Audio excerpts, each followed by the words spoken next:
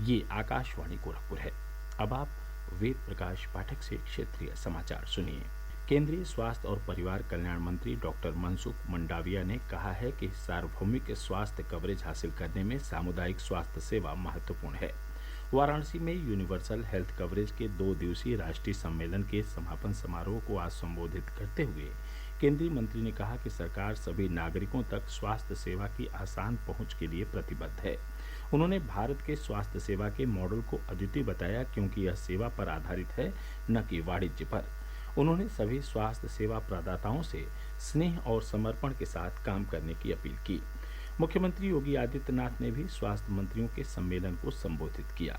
उन्होंने कहा कि भारत के कोविड प्रबंधन मॉडल की दुनिया भर में प्रशंसा हुई और देश महामारी के झटके से उबरने में सक्षम रहा है।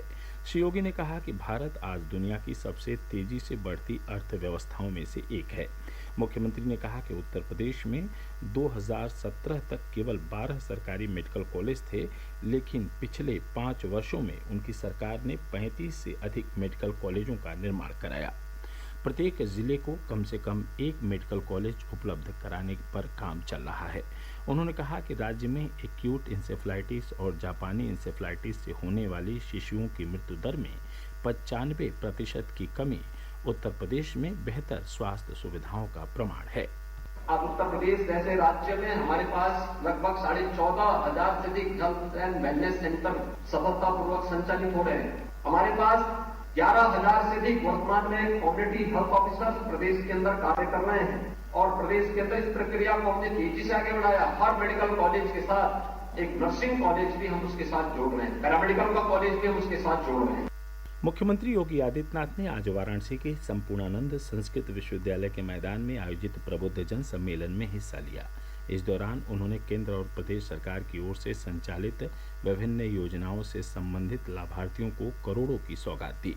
उन्होंने प्रधानमंत्री और मुख्यमंत्री आवास योजना के लाभार्थियों को घरों की चाबी सौंपी और विद्यार्थियों में टैबलेट वितरण के अलावा MSME से जुड़े उद्योगों के लाभार्थियों को चेक प्रदान किया। इस दौरान उन्होंने अपने संबोधन में कहा कि बीते 8 साल में हम सब ने बदलती हुई काशी को देखा है। विकास की इस रफ्तार को रुकने नहीं देना है। नगर निकाय चुनाव में बीजेपी की जीत विकास के ट्रिपल इंजन मॉडल को सशक्त करेगी, जिससे वाराणसी के विकास को 3 गुना ऊर्जा के साथ आगे बढ़ाया जाएगा। केंद्रीय सूचना एवं प्रसारण मंत्री अनुराग ठाकुर अपने 2 दिवसीय दौरे पर आज वाराणसी पहुंचे। वाराणसी में काशी तमिल संगमम में भाग लेने के साथ साथ इसके अंतर्गत हो रही खेल प्रतियोगिता के क्रम में वह कल टेबल टेनिस प्रतियोगिता का उद्घाटन भी करेंगे। वाराणसी के लाल बहादुर शास्त्री हवाई अड्डे पर संवाददाताओं से बातचीत में उन्होंने कहा कि तमिलनाडु में भी काशी तमिल संगमम का काफी सकारात्मक असर है। उन्होंने प्रदेश सरकार को बधाई देते हुए कहा कि सरकार ने इस आयोजन के लिए काफी सहयोग किया है, जिससे कि एक भारत श्रेष्ठ भारत की प्रधानमंत्री नरेंद्र मोदी की परिकल्पना को मूर्त रूप मिल सका है। उन्होंने इस आयोजन को एक शानदार प्रयास बताया। एक अनूठा प्रयास और एक शानदार प्रयास जिसने इतिहास बनाया और इतिहास में छिपी हुई बातों को बाहर निकाल कर दिलाया। एक ऐसा संगम जो भाषा से ऊपर उठकर कला संस्कृति का, धर्म का, बहुत सारे क्षेत्रों में खेल से लेकर बाकी तक जोड़ता है। ये कल्पना केवल देश के प्रधानमंत्री नरेंद्र मोदी जी ही कर सकते थे। मैं बधाई देता हूँ माननीय प्रधानमंत्री जी को तमिल काशी संगम के ऊपर, और ये भी कहना चाहता हूँ उत्तर प्रदेश सरकार ने, भारत सरकार के विदेश मंत्रालय ने साथ में लगकर बहुत अच्छा इस पर काम किया है। और मैं कुछ दिन पहले तमिलनाडु में भी था, इसका बहुत बड़ा प्रभाव नीचे देखने को मिलता है।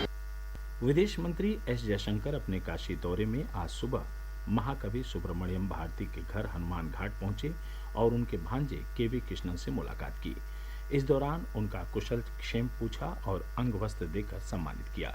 इससे पूर्व उन्होंने घर में बने संग्रहालय का भी अवलोकन किया। विदेश मंत्री ने काशी विश्वनाथ धाम में काशी तमिल संगमम के तहत तमिलनाडु से आए अतिथियों के साथ संवाद किया और ऐसे कार्यक्रम को अनूठा बताया। इस अवसर पर काशी के प्रबुद्ध जनों के साथ साथ अन्य गणमान्य लोग भी उपस्थित रहे। इसके साथ ही क्षेत्रीय समाचारों का बुलेटिन समाप्त हुआ। नमस्कार।